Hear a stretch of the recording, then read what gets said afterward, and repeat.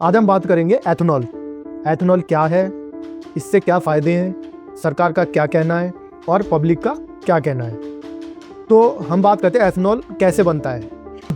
Ethanol एक जैव ईंधन है जो गन्ना, मक्का, चावल आदि फसलों से बनाया जाता है। देश में बायोफ्यूल नीति के तहत पेट्रोल में एथेनॉल मिलाने का प्रयास हो रहा है ताकि पेट्रोल डीजल पर निर्भरता कम हो। बायोफ्यूल क्या है? बायोफ्यूल एक ऐसा ईंधन है जो पौधों, फसलों या जैविक कचरे से बनाया जाता है। ठीक है दोस्तों, अब इससे हमारे पर्यावरण और किसानों का क्या फ़ायदा हो रहा है। ठीक है, तो पर्यावरण की बात करें तो इससे CO2 और अन्य हानिकारक गैसें कम होती हैं।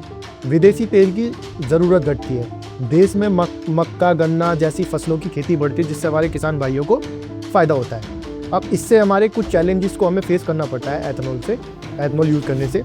तो कुछ जो पुराने वाहन होते हैं, जो पुराने कार एंड बाइक हैं, उसमें एथेनॉल फ्यूल यूज़ करने से माइलेज घटने की शिकायत हो रही है। और कुछ बाइक और कार्स में जो हमारे पार्ट्स होते हैं वो टाइम से पहले बदलने की ज़रूरत पड़ सकती है। तो बताया जाता है कि BS6 मॉडल में एथेनॉल फ्यूल इस्तेमाल करने से ज़्यादा दिक्कत नहीं होती है। और वहीं बात करें BS4 मॉडल की, तो बताया जाता है कि कुछ कार कंपनियों का कहना है कि BS4 मॉडल में हम एथेनॉल फ्यूल को यूज़ कर सकते हैं, लेकिन उनके माइलेज में थोड़ी बहुत कमी आ सकती है। और जो काफ़ी पुराने मॉडल हैं, BS3 या उससे भी पुराने, उनमें टाइम से पहले मेंटेनेंस की ज़रूरत पड़ेगी। अब बात करते हैं सरकार और जनता और जो मैन्युफैक्चरिंग कार कंपनियां हैं, बाइक कंपनियां, उनका क्या कहना है।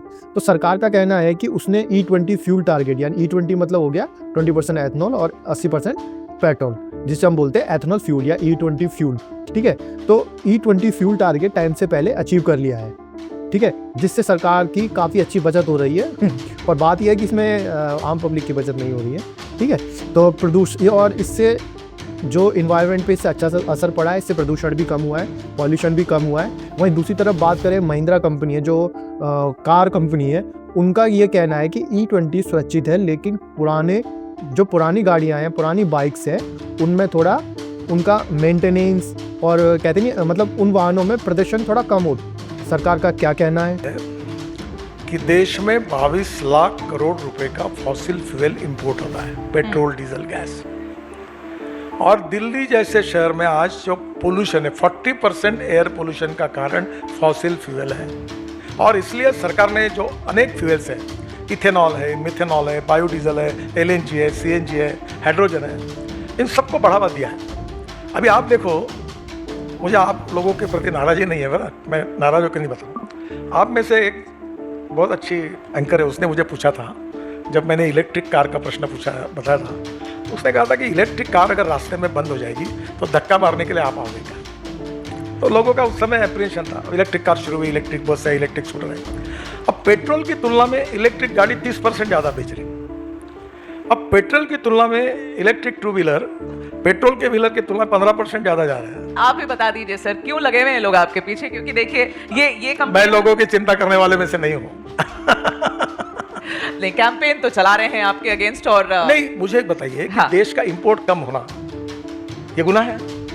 देश के किसानों के जेब में लाखों करोड़ जाए, ये गुनाह है? कांग्रेस ने आरोप लगाया कि नितिन गडकरी जी के बेटे, लेकिन मैं फिर भी दोहराऊंगा, निखिल गडकरी ये सुपुत्र है नितिन गडकरी जी के। सारंग गडकरी ये दूसरे सुपुत्र हैं नितिन गडकरी जी के। इनकी दो कंपनियां हैं, सियान एग्रो इंडस्ट्रीज इंफ्रास्ट्रक्चर लिमिटेड, ये एक प्रमुख वो एथेनॉल आपूर्ति करता है, सप्लाई एथेनॉल।